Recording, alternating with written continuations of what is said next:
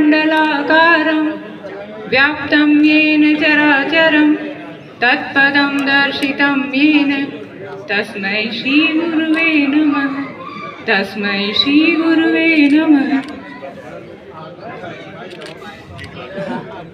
जिनकी स्मृति में जो स्मृति शेष हैं, जो स्नेहासिकता आपके हृदय में विराजमान है, जो सूक्ष्म में आज भी बगड़ की हवा में, बगड़ की भूमि पर विराजमान है, इस परिवार के हृदय में विराजमान है, जिनकी याद में ये कार्यक्रम हर वर्ष होता है, ऐसे महावीर प्रसाद जी, मंचस्थ गणमान्य जन, इस कार्यक्रम में उपस्थित विद्वत जन, गुरुजन, शिक्षिकाएं, बंधुवर्ग, मातृशक्ति, बालक बालिकाओं, आप सभी के आत्म तत्व को साध्वी योग श्री का नमन। महाभारत का युद्ध हो चुका है, पांडव युद्ध जीत चुके हैं, जितना नरसंहार होना था हो चुका है, युधिष्ठिर को राज्य मिल चुका है, पर राजा राज्य किस पर करे जब प्रजा ही नहीं रही। बहुत सूक्ष्म में या तो महिलाएं बची हैं या बालक बालिकाएं बची हैं, जिन्हें युद्ध से हमेशा दूर रखा जाता है। अब विचार होता है कि अब किया क्या जाए कि हम उस मुख्य धारा में वापस आ सकें, ये राज्य एक सुंदर राज्य बन सके, ये राज्य पोषित राज्य हो, सुव्यवस्थित राज्य हो। इसके लिए क्या किया जाए? तो विचार किया जाता है, जितने लोग उस समय उपस्थित हैं, पांडव हैं, कृपाचार्य हैं, कि आखिर किया क्या जाए कि हम वापस से उस मुख्य धारा को स्थापित कर सकें और इस नरसंहार को भूल सकें। तो गहन चिंतन के बाद विचार निकलता है कि ज्ञान ऐसा क्षेत्र है जो हर चीज को धो देता है और हर संभव परिस्थिति को पुनर्जीवित करता है। पुनः गुरुकुल की स्थापना हुई। अब गुरु तो सिर्फ पांडव ही रहे थे, अर्जुन, भीम, नकुल, सहदेव, उन्होंने जो अपने जीवन में सीखा और वो सिखाने लगे और फिर उस स्तर को प्राप्त किया जिस स्तर की कल्पना हम लोग करते हैं, जिसकी गाथा हम गाते हैं। आज आप बगड़ में भी जिनकी गाथा गा रहे हैं या जिनका सम्मान में ये कार्यक्रम रखा गया है, उन्होंने भी वही कार्य किया, शिक्षा को माध्यम बनाया, विद्यालय खोले, कॉलेज खोले, और शिव भगवान जी भी उन्हीं पद चिन्हों पर चल रहे हैं। इस शिक्षा के क्षेत्र में जो उत्कृष्ट व्यक्तित्व हैं उनको सम्मानित वो करते आए हैं। मैं पहले भी इस कार्यक्रम में आ चुकी हूँ और फिर आई हूँ, और हर बार मैं ये देखती हूँ कि वो अनेकानेक बालक बालिकाओं को, शिक्षिकाओं को, शिक्षकों को सम्मानित करते हैं। बहुत सराहनीय है। एक चीज और देखी जाए तो उनका जन्म तिथि और पुण्य तिथि और आज हम जन्मोत्सव मना रहे हो। देखिए, मैं संत परंपरा से हूँ, संतों में जन्मोत्सव नहीं मनाया जाता। क्यों? क्योंकि जब जन्म होता है तब कोई संत नहीं होता। होता है क्या?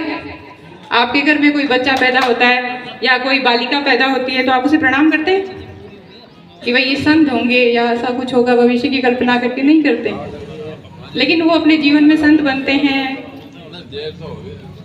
तपस्या करते हैं, बहुत सारे कार्य करते हैं और फिर वो संत बन जाते हैं। और फिर उनका जो पुण्य तिथि होती है, जो निर्वाण दिवस होता है, उसे मनाया जाता है। तो अब तक वो निर्वाण दिवस की परंपरा वो निभा रहे थे। कितने वर्षों तक? 25 वर्ष तक। 25वां वर्ष रजत दिवस होता है।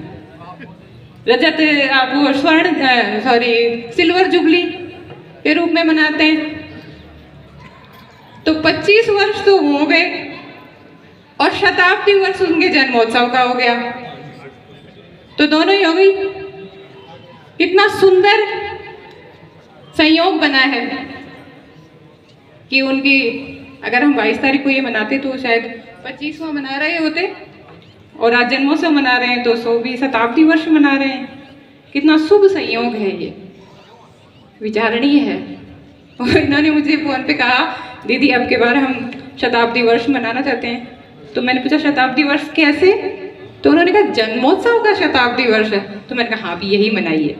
हो सकता है कि ये जन्मोत्सव मनाने के बाद अब आपके घर में, आपके परिवार में कोई नव बालक बालिका आए तो उसमें उन्हीं का आत्म तत्व पुनः आ जाए और फिर एक नई परंपरा शुरू करें। कितनी सुंदर संयोग है। और कहते हैं ना अमरता, व्यक्ति अमर होता है। हम अमर हैं, अमृतस्य पुत्रा। अमर कैसे है? ये शरीर तो एक दिन नष्ट होना है, चाहे योगी का है, चाहे रोगी का है, चाहे भोगी का है, चाहे पुरुष का है, चाहे स्त्री का है। लेकिन अमर वही होता है जिसकी स्मृतियां सदैव शेष रहती हैं, उन्हें किसी ना किसी के हृदय में सदैव याद किया जाता रहता है। तो महावीर प्रसाद जी वो विभूति हैं जिनको मैं हमेशा देखती आई हूँ, क्योंकि मैं एक ही कार्यक्रम में नहीं आई हूँ, मैं पहले भी कई कार्यक्रमों में आ चुकी हूँ। अब इसके अलावा जो देखिए सानिध्य होता है, वो वट वृक्ष होता है। उस वट वृक्ष के नीचे बैठ के जो भी कार्यक्रम होता है तो उसे उस पूरे कार्यक्रम की बात कहनी होती है। मुझे हमारे गुरुजन, शिक्षक, विद्वान पितराम जी ने ये पुस्तक दी। मैंने इस पुस्तक का जब नाम पढ़ा, दरकते रिश्ते बिखरती जिंदगी, मुझे इस नाम ने ही ये इस पुस्तक को खोलकर पढ़ने की इच्छा हुई। मैंने कुछ थोड़ा सा पढ़ा, वास्तविकता है। आपने मेरे हृदय की जो दर्द है उसको इसमें बयां किया है और बहुत सुंदर तरीके से लिखा है आपने इसको। देखिए आज अगर ये सारी चीजें हो रही हैं, आप सब पढ़ना इसको, चाहे आपको खरीद के पढ़नी पड़े, चाहे वो आपको फ्री में ना दे, बांटे नहीं, खरीदना, पढ़ना और अपने बच्चों को पढ़ाना। इसका कारण सिर्फ हमारी पीढ़ी नहीं है, युवा पीढ़ी नहीं है, कहीं ना कहीं हम सब हैं। देखिए जीवन में हर जगह आपको दो रास्ते मिलेंगे, एक प्रथम स्थान पर रखना है और एक द्वितीय स्थान पर रखना है। अपनाना दोनों को है, लेकिन एक को प्रथम स्थान पर और एक को द्वितीय स्थान पर रखना है। लेकिन आज हमारी स्थितियां क्या हो गई हैं कि जो द्वितीय स्थान पर रहना चाहिए था उसको हमने प्रथम स्थान पर किया है, और जो प्रथम स्थान पर रहना चाहिए था उसको हमने द्वितीय स्थान पर किया है। तो उसका कष्ट तो हमें भोगना ही पड़ेगा और हम भोग रहे हैं। लेकिन जितनी जल्दी चेत जाएं और अपनी संस्कृति को पुनः स्थापित कर लें तो शायद हम फिर से इसे बचा सकें, तो हमें भी कोई याद करेगा। इस पर मुझे कहानी याद आती है, और कहानी नहीं है, वो सत्य घटना है। यहाँ हमारे विद्वत गुरुजन बैठे हैं, इतिहास उन्होंने पढ़ा है। ये उस समय की बात है जब पूरा भारत, बृहद भारत हुआ करता था। पूरे 7 देश जो आज अलग अलग देश हैं वो सब बृहद भारत का, या कहें आर्यावर्त का या जम्बू द्वीप का अंश हुआ करता था। उस समय चीन के एक राजा हुए और उन्होंने कहा कि मेरे पास इतनी अथाह संपत्ति है, पैसा है, सब कुछ है, ऐशो आराम है, फिर भी मुझे चैन नहीं है, आनंद नहीं है, कहीं ना कहीं जीवन में एक कमी खलती है। तो पूरा आयोजन किया, राजा थे, उनके पास क्या कमी थी, उन्हें अपने मंत्रियों को बुलाया, बिठाया, विचार विमर्श किया गया। तो उन्होंने कहा आप एक गुरु बना लीजिए। और बोले गुरु कहाँ मिलेगा? बोले अच्छे गुरु तो भारत में ही मिलेंगे, भारत ही जाना पड़ेगा। तो बोले ठीक है जाओ, वो तो राजा थे, वो खुद तो क्यों ही आते। उन्होंने अपने मंत्रियों को उनको भेजा। कई महीनों तक वो पूरे भारत में घूमते रहे और धीरे धीरे एक एक करके सब वापस चीन चले गए। पुनः सभा जुटी, पूछा अरे भाई तुम सब खाली हाथ आए हो, क्या तुम्हें कोई गुरु बनाने लायक नहीं मिला? तो वो सब कहते हैं एक स्वर में, देखिए, बहुत से लोगों का एक स्वर होना बड़ा विकट सी बात होती है। हमारे गुरुजन इस बात को जानते हैं, हमेशा कोई ना कोई विवाद चलता रहता है। वो एक स्वर में एक बात कहते हैं। मेरे शब्दों पर ध्यान देना, नहीं तो ये बात समझ में नहीं आएगी। हम भारतवर्ष में गए, भारतवर्ष देखा, घूमे फिरे, सबका आकलन किया। उस आकलन से हमें पता चला कि भारतवर्ष में ऐसा कोई व्यक्तित्व है ही नहीं जो गुरु बनाने लायक नहीं हो। मैंने पहले कहा था कि मेरे शब्दों पे ध्यान देना, वरना इसका अर्थ बदल जाएगा। इसका अर्थ ये है, तात्पर्य ये है कि प्रत्येक माता, प्रत्येक बालिका, प्रत्येक बालक, प्रत्येक वृद्ध, प्रत्येक नर, हर कोई यहाँ इतने गुणों से योग्य था, इतना गुणवान था, उसके पास इतना ज्ञान का भंडार था कि वो सब गुरु बनाने लायक थे। तो भाई हम तो निर्णय नहीं कर पाए कि किसको लाएं। आपको अगर मोक्ष चाहिए, आनंद चाहिए, तो आपको स्वयं ही भारत जाना होगा। वो दिव्य स्थिति हमारी थी, लेकिन हम वहाँ से धीरे धीरे पतन के मार्ग पर आते आते और आज कहाँ आ गए हैं, ये निर्णय आप सब करिए। बहुत ही विकट स्थिति है, स्वीकारना होगा, नहीं स्वीकारोगे तो और गिरता जाएगा। हमारे अध्यक्ष महोदय कह रहे थे कि साध्वी जी आप अध्यात्म से हैं, जाती रहती हैं, तो आपको देखिए मैं अध्यात्म से हूँ, पर मैं कभी भी मोक्ष की बात नहीं करती, क्योंकि सत्य चित आनंद स्वतः प्रकट होता है, उसके लिए प्रयास नहीं करना पड़ता। वो कब प्रकट होता है? जब वास्तव में आप धर्म के मार्ग पर चलोगे, धर्म पूरित कार्य करोगे, चरित्रवान बनोगे और उन सब अच्छाइयों को, जैसी इसमें लिखी है कुछ, मेरे को बहुत अच्छी लगी कई चीजें, अब मैं आपको सारी पढ़ के सुना भी नहीं सकती, और हमारे गुरुजन जानते भी हैं। तो हम उस रीति से जब चलेंगे तो सत्यचित आनंद तो स्वयं प्रकट हो जाएगा। उसके लिए कभी भी, मोक्ष के लिए कभी प्रयास नहीं करना पड़ता। धर्म, अर्थ, काम और मोक्ष, जब धर्म से चलोगे, धर्म से पूरित होके अर्थ को प्राप्त करोगे, और उस अर्थ से आज हमारी माताएं बहनें अपने बालक बालिकाओं को बचाने का प्रयास कर रही हैं। सत्य है, आप स्वीकार करो या नहीं करो। मैं एक जगह अपने उद्बोधन में बोल रही थी कि मोबाइल दे देती है माताएं बहनें और कहती हैं भोजन कर ले। वो मोबाइल चलाता है, इधर से वो खिलाती रहती है, वो क्या खा रहा है, उसको पूरी तरह चबा रहा है, नहीं चबा रहा है, लेकिन उसका एक मुझे भी झेलना पड़ा। उन्होंने कहा आपको क्या पता, मोबाइल नहीं देंगे तो वो भोजन ही नहीं करेगा।